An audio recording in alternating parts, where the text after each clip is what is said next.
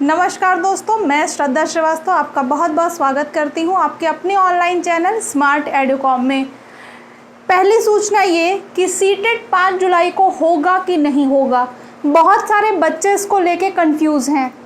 जागरणजोश.com में ये खबर छपी है कि हाँ, सीटेट 5 जुलाई को होगा और उसकी तैयारियां शुरू हो गई हैं, लेकिन 90% 80 to 90% ये मान लीजिए कि सीटेट 5 जुलाई को नहीं होगा, क्योंकि अभी स्कूल सारे बंद हैं और इतने कम जो है कि नोटिस पे स्कूल खुल जाएं ये भी पॉसिबल नहीं है। तो ऐसा हो सकता है, ये नहीं कह रहे कि ना ही हो, लेकिन 80-90% ये है कि सीटेट नहीं होगा 5 जुलाई को। और अगर होगा तो भी टाइम है आपके पास, आप प्रीवियस ईयर पेपर सॉल्व करना शुरू कर दीजिए। तो आज हम जो डिस्कस करने जा रहे हैं ये तो था सीटेट के बारे में जानकारी।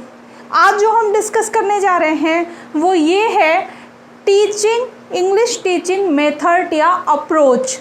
बहुत सारे बच्चे इंग्लिश को लेके डरते हैं। उनका 3 पार्ट तो सही होता है, चाइल्ड डेवलपमेंट, पेडागॉगी और जो है ईवीएस, हिंदी, लेकिन जो इंग्लिश होता है वो अक्सर लोगों का गड़बड़ रहता है। और सीटेट में ग्रामेटिकल पोर्शन इंग्लिश का बहुत कम आता है। अधिकतर जो पोर्शन आता है वो होता है पैराग्राफ से क्वेश्चन, स्पेलिंग से पूछता है और फिर सारे टीचिंग मेथड पूछता है। और अगर आप बुक्स उठा के देखेंगे तो बहुत लेंदी लेक्चर इस पर आपको मिलेगा, उतना पढ़ने की ज़रूरत नहीं है। हमने आपको सिस्टमैटिक वे में कुछ नोट्स प्रोवाइड करने को सोचा है और आप केवल उतना जितना लेक्चर हम देंगे, शॉर्ट लेक्चर रहेगा लेकिन इफ़ेक्टिव लेक्चर रहेगा। और जितना अगर हमने लेक्चर दिया आपने वो प्रॉपरली पढ़ लिया तो उससे बाहर से टीचिंग एप्टीट्यूड इंग्लिश में नहीं पूछेगा। आज हम जो पढ़ाने जा रहे हैं वो है टीचिंग मेथड और टीचिंग अप्रोच। देखिए, कुछ टीचिंग मेथड्स और अप्रोचेस होते हैं जिससे सीटेट में बहुत क्वेश्चन पूछा है।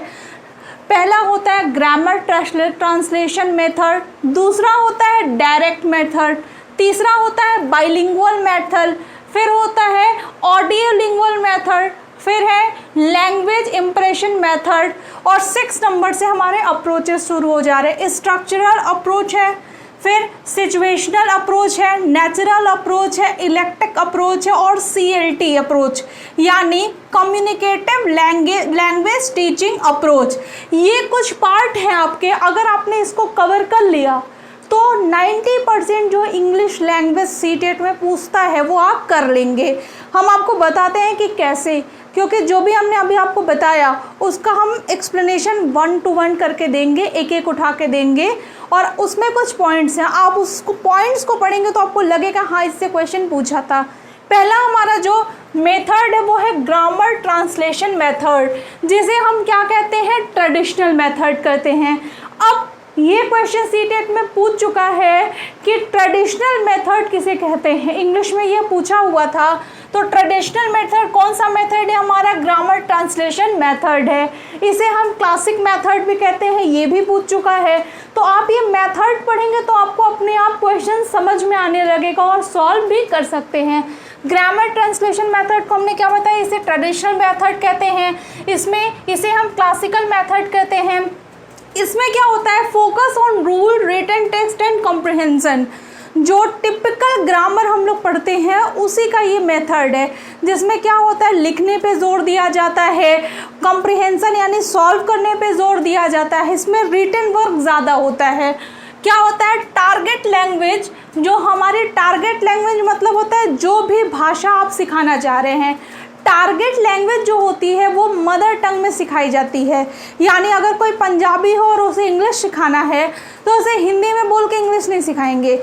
इस मेथड के थ्रू, ग्रामर मेथड जो है ट्रांसलेशन मेथड, इस मेथड के थ्रू क्या करेंगे हम, अगर उसे इंग्लिश सिखाना है तो उसकी मदर टंग यानी पंजाबी में लिख के हम उसे सिखाना शुरू करेंगे। ये बहुत आइडियल मेथड नहीं होता है टीचिंग के उससे। अगर आप इंग्लिश पढ़ा रहे हैं तो आप अगर ग्रामर ट्रांसलेशन मेथड का यूज़ कर रहे हैं तो जब तक आपको ग्रामर के रूल्स बताने हैं तब तक तो ठीक है, लेकिन जहाँ पे भी आपको बोलने के लिए यूज़ करना है वहाँ पे ये मेथड बहुत अच्छा नहीं माना जाता है। फिर डिडक्टिव मेथड यूज़ होता है इसमें। इंडक्टिव और डिडक्टिव मेथड, आगमन और निगमन विधि जिसे हिंदी में कहते हैं। डिडक्टिव मेथड में क्या होता है, डिडक्टिव मेथड में होता है कि रूल्स पहले बताए जाते हैं और बाद में उसके एग्जाम्पल दिए जाते हैं करने के लिए। लेकिन इंडक्टिव मेथड में क्या होता है, पहले एग्जाम्पल के थ्रू समझाया जाता है और बाद में रूल्स बताए जाते हैं। तो ग्रामर है तो जाहिर सी बात है ग्रामर में पहले रूल बताया जाएगा तब उसको करने के लिए दिया जाएगा। तो ये था हमारा ग्रामर ट्रांसलेशन मेथड।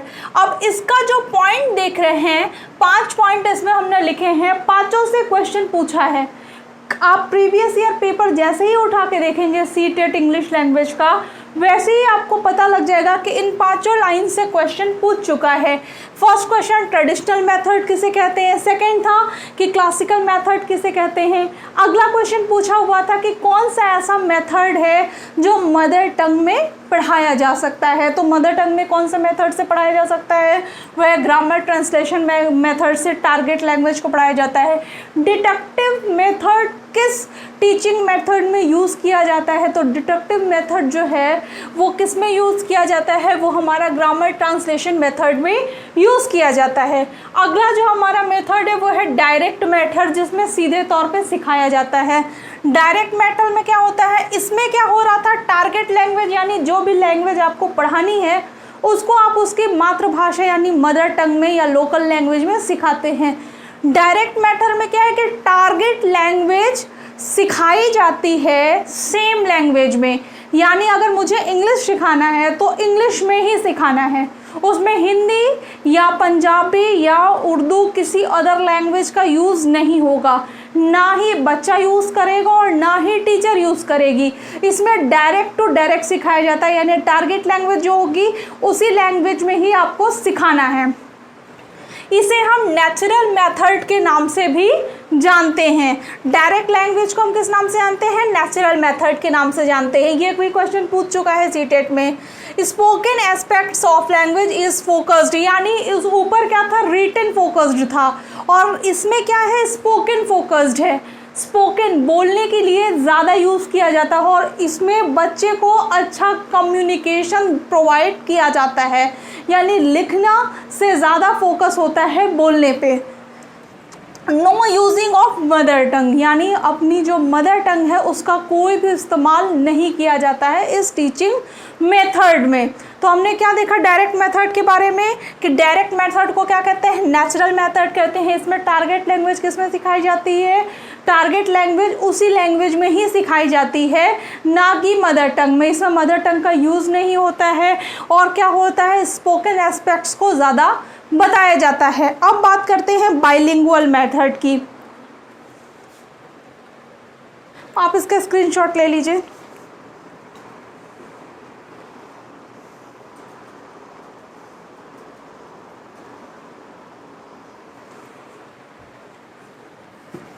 अब हमारा है third bilingual method.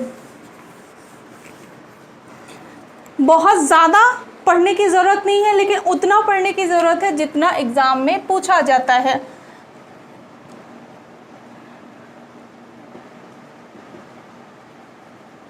Bilingual method, इसमें क्या होता है, मदर टंग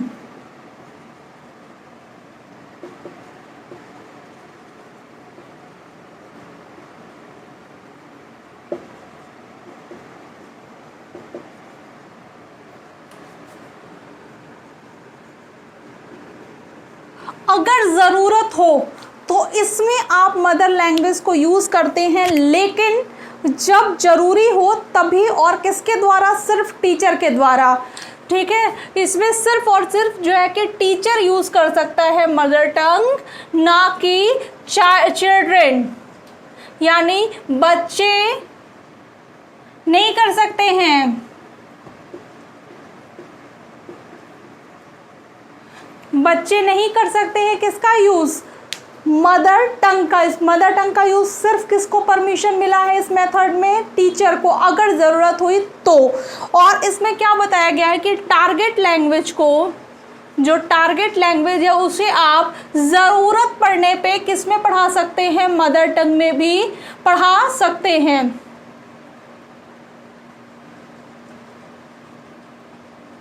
मदर टंग में पढ़ा सकते हैं इफ रिक्वायर्ड, अगर ज़रूरत पड़ी तभी।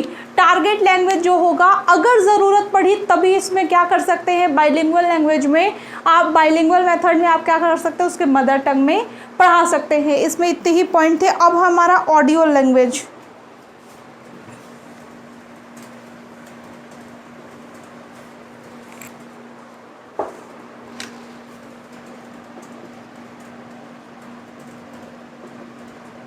ऑडियो लिंगुअल मेथड जिसे कहते हैं, इसे क्या कहा जाता है, इसे आर्मी मेथड भी कहा जाता है। अब क्यों कहा जाता है ये हमारा मतलब नहीं है, बस कहा जाता है, आपको इतना पता होना चाहिए कि इसे आर्मी मेथड भी कहा जाता है। इसमें क्या होता है, focus on sound and sentences. इसमें क्या होता है, बोलने के लिए और सेंटेंसेस सही हो उस पे ज़्यादा जोर दिया जाता है, ओरल ड्रिलिंग पे ज़्यादा जोर दिया जाता है। ओरल जो ड्रिलिंग होती है वो क्या होता है, फोकस्ड होती है। इसमें क्या होता है, ओरल ड्रिलिंग हमारी फोकस्ड रहती है।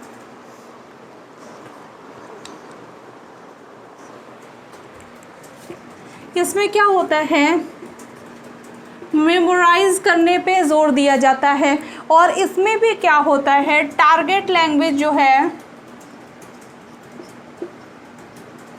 जो टारगेट लैंग्वेज है वो क्या होता है, सेम होना चाहिए पढ़ाने में। जैसे डायरेक्ट मेथड होता है, डायरेक्ट मेथड का ही शॉर्ट मेथड इसको कहा जाता है, उसी रूप में ही होता है। इसमें भी क्या होता है, टारगेट लैंग्वेज आपको पढ़ाना है, टारगेट लैंग्वेज जैसे इंग्लिश पढ़ाना है तो आप उसे इंग्लिश में ही पढ़ाएंगे। मेमोराइज करने पे जोर दिया जाता है, इसमें ओरल ड्रिलिंग पे जोर दिया जाता है। ऑडियो लिंगुअल लैंग्वेज में इसे आर्मी मेथड भी कहा जाता है। तो आज की क्लास में इतना ही। आज हम चाहें तो पूरे 10 के बारे में बता सकते हैं, लेकिन उससे क्या होगा कि आप में कन्फ्यूज़न बढ़ जाएगा। तो आज हमने कौन कौन सा कवर किया, हमने कवर किया ग्रामर ट्रांसलेशन मेथड, जिसमें क्या होता है, हमने बताया आपको इसमें क्या होता है, इसमें टारगेट लैंग्वेज को मदर टंग में भी पढ़ाया जा सकता है जिसे हम क्लासिक मेथड कहते हैं।